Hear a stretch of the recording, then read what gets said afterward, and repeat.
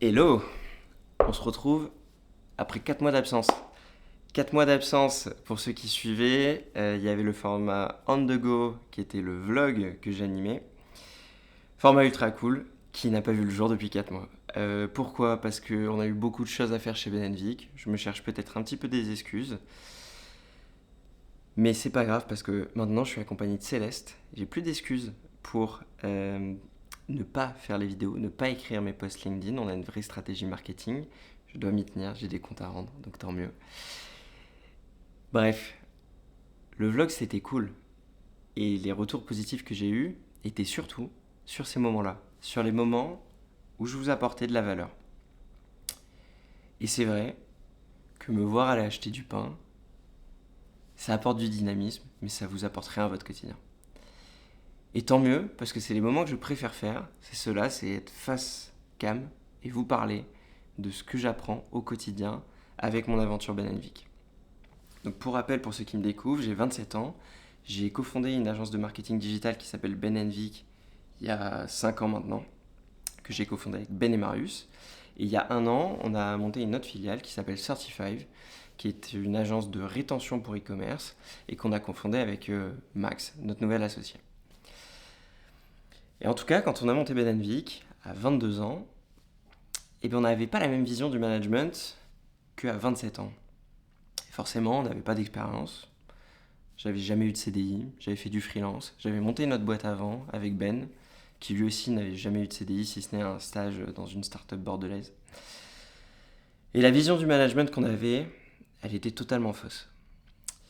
Et sur 5 ans, on est passé d'un management cool, qui n'apportait rien, à un management d'équipe de sport. Et c'est ultra important de parler d'équipe de sport. Pourquoi est-ce que je choisis cette allégorie? Parce que tout simplement, l'équipe de sport, c'est ce qui représente le mieux une entreprise performante. C'est des personnes qui sont coéquipiers, qui bossent ensemble, qui ont des valeurs communes, qui cherchent quotidiennement à se challenger, qui mènent des matchs tous les jours, surtout dans le service, avec des victoires ou des défaites, faire un appel d'offres, le gagner, le perdre, si on le perd, pourquoi est-ce qu'on l'a perdu, améliorer, se remettre en question. Et donc quand on fait le parallèle avec l'équipe de sport, on se dit mais c'est normal d'appliquer un management d'équipe de sport. Au début de Ben Vic, pour moi le management c'était être bienveillant, c'était être gentil, c'était être cool. Je voulais pas qu'on me voit comme le méchant boss. Euh, C'était laisser du temps aux équipes pour évoluer. Sauf que la réalité, c'est que le management d'une équipe performante, ce n'est pas ça. Si vous regardez des grosses équipes de sport, et c'est ce qu'on a fait, le Stade Toulousain, l'UBB, et d'ailleurs merci à Marius parce que c'est grâce à lui qu'on est parti sur ce paradigme, que vous lisez le livre de Tim Grover, l'ancien coach de Michael Jordan. Le livre s'appelle Gagnant, pour ceux qui veulent le lire. Vous vous rendez compte que les coéquipiers performants ne veulent pas un management gentil, ne veulent pas qu'on leur laisse du temps à tout prix.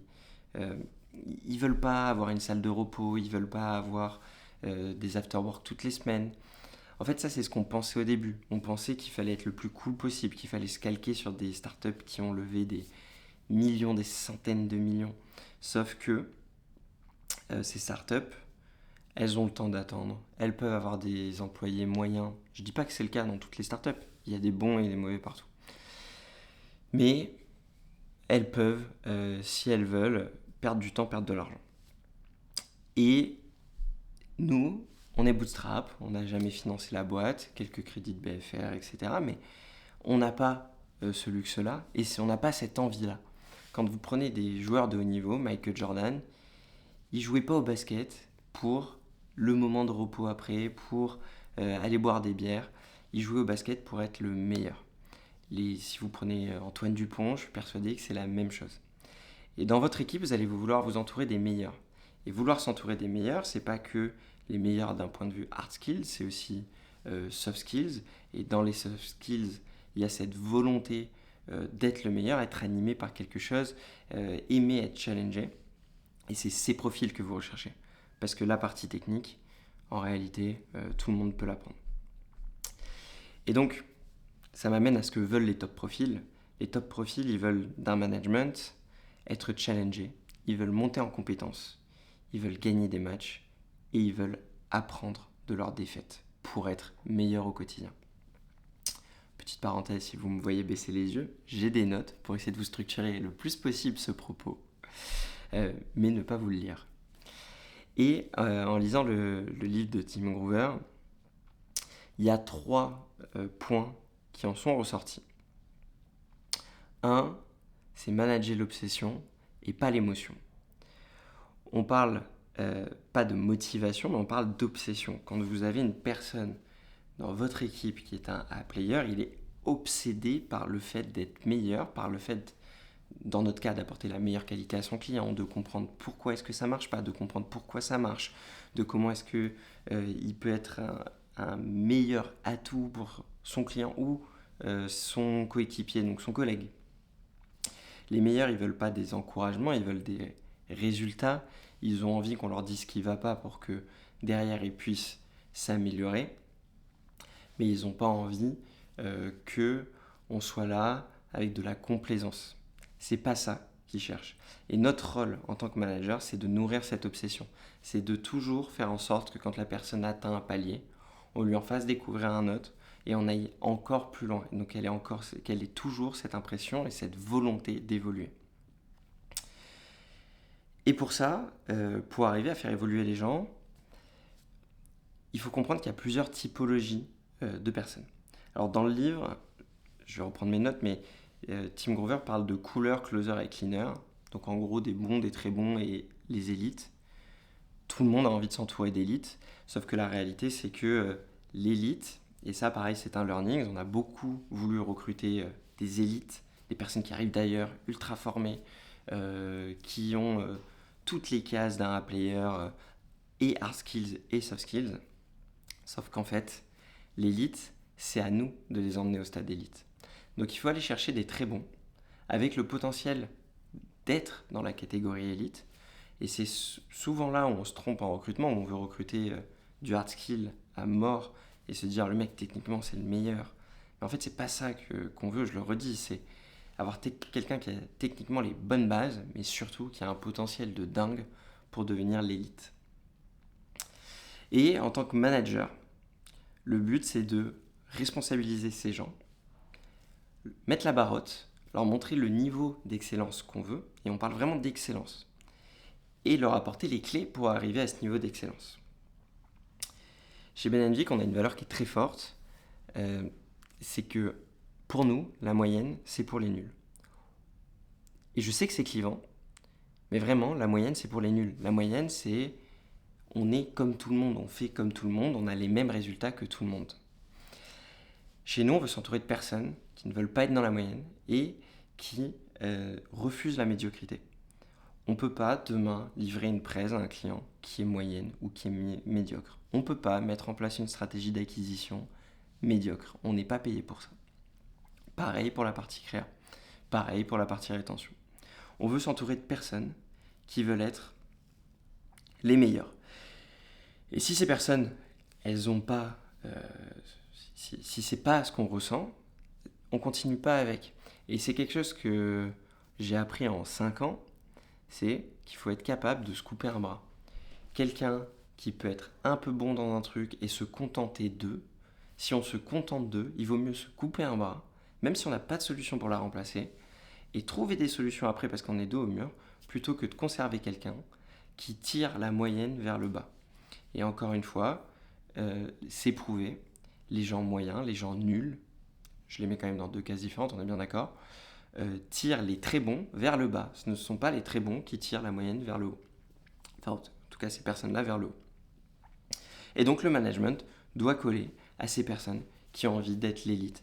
Je ne dis pas qu'il ne faut pas être gentil, je ne dis pas qu'il ne faut pas être bienveillant, mais il y a toujours un sujet de contexte, de challenge et de mettre la barre haute. Là où il y a 5 ans, on aurait pu dire, bon, c'est vrai que c'est un peu dur d'atteindre tel niveau, c'est pas trop grave, on va laisser un peu plus de temps. Mais en fait, si des personnes arrivent à le faire en ce temps donné-là, c'est ce temps donné qui est le référentiel. Et donc, il faut challenger la personne pour aller à ce niveau-là. Et si elle n'en est pas capable, c'est peut-être juste qu'elle n'est pas adaptée à votre culture d'entreprise ou à votre vision.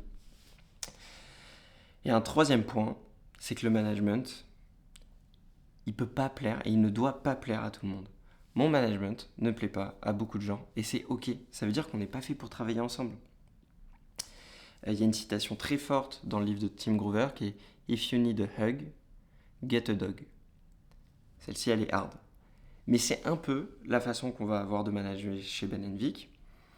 On n'est pas une épaule, on n'a pas une épaule sur laquelle pleurer pour les personnes à qui on donne les clés qu'un soit et qui ne trouvent pas les solutions alors qu'on leur donne les solutions et qui n'ont juste pas la volonté d'avancer. C'est une phrase que j'utilise beaucoup dans les process de recrutement parce que le but, c'est pas de surprendre les candidats, c'est qu'on ait des personnes qui arrivent chez nous avec ces valeurs-là, avec ces valeurs d'excellence, de challenge. Et c'est dur. Mais la réalité, c'est que si vous regardez le haut niveau, les gens que vous aimez voir dans le sport, c'est des gens qui sont soit durs envers eux-mêmes, soit durs envers les autres, et souvent les deux. Et notre rôle de manager, c'est d'être dur, mais dur dans le bon sens du terme, de challenger, comme je le disais. Alors challenger, c'est un mot qui a été surutilisé. Il y a plein de gens qui vont trouver que on s'en sert pour remplacer le fait que c'est dur, mais c'est la réalité, c'est sortir de sa zone de confort. Le confort en devient secondaire, et c'est d'ailleurs parce qu'on a des moments d'inconfort au quotidien qu'on apprécie ces moments de confort. Quand on galère pendant des mois pour monter en compétence sur un sujet et qu'à chaque fois qu'on est challengé par le client, c'est dur parce qu'on n'a pas le niveau. En fait, quand on atteint ce niveau, qu'on maîtrise, que c'est fluide et que le rapport de force s'inverse, on apprécie ce moment-là. Et pour apprécier ce moment-là, il a fallu vivre toutes les étapes d'avant. Et donc, le management est très propre à chaque boîte, on est d'accord. Et je voulais vous partager un peu l'évolution du management pour nous, qui est passé donc d'un management très bisounours. Il faut savoir qu'à l'époque, on laissait les gens jouer au ping-pong au milieu de l'open space. Maintenant que je le dis, c'est fou. C'est totalement fou. Je ne sais pas si c'est vraiment du management, mais si, c'est du management. On pensait que c'était cool d'avoir une table de ping-pong au milieu de l'open space. Non, c'est pas cool. Non, ça déconcentre les gens et ça fait pas monter les gens en compétences. Quand on a 20 ans, c'est drôle. Quand on grandit et qu'on veut être le meilleur dans ce qu'on fait, parce que ce qui nous challenge au quotidien, en tout cas les gens avec qui on bosse et notre équipe qui est formidable, c'est d'être meilleur au quotidien. C'est pas de jouer au ping-pong au milieu de l'open space. Et honnêtement, pour être encore une fois 100% transparent, on a failli couler notre boîte. Et on a failli couler notre boîte à cause du management bienveillant, à cause du management trop gentil. Trop, on veut plaire à tout le monde. Trop, on veut rentrer dans des normes qui ne sont pas les nôtres. On ne sait pas écouter. Donc, le management est propre à chaque boîte. Fais ta boîte comme tu le veux et manage comme tu veux. Mais ce qui est sûr, c'est qu'on ne réinvente pas la roue. Et les équipes de sport de haut niveau, c'est des exemples de management. Et qui ont fait leurs preuves. Parce que si on prend les meilleurs de chaque catégorie, de chaque sport, c'est les meilleurs. C'est les meilleurs pour une raison, pas que parce que... si, parce qu'ils ont les meilleurs joueurs. Mais ces joueurs-là sont devenus meilleurs parce qu'ils ont été extrêmement bien managés, qu'on les a extrêmement challengés, qu'on leur a donné les clés pour les faire monter en compétences. Donc on est passé d'un management bisounours à un management équipe de sport. Et je vais en rester là pour éviter de faire 200 paraphrases. Et c'est ce qui nous permet aujourd'hui d'avoir une boîte en croissance, d'avoir des clients contents, d'avoir des équipes épanouies. On n'a jamais eu autant de personnes heureuses de venir au travail. Et ça se ressent au quotidien que depuis qu'on challenge quotidiennement les équipes. Avec toujours un cadre qui est le cadre de notre culture, notre vision du challenge, notre vision de l'équipe de sport dans notre catégorie, dans notre sport, entre guillemets. Donc si demain, on te donne des conseils de management, prends-les, mets-les à la poubelle, fais ta propre expérience, cherche un petit peu des réponses partout et construis ton propre management basé sur les valeurs que tu veux et sur ton référentiel. Sur ce, je vais boire mon café qui est froid maintenant. Et on se retrouve la semaine prochaine. J'espère que ce format vous a plu. N'hésitez pas à mettre en commentaire. Ciao, ciao.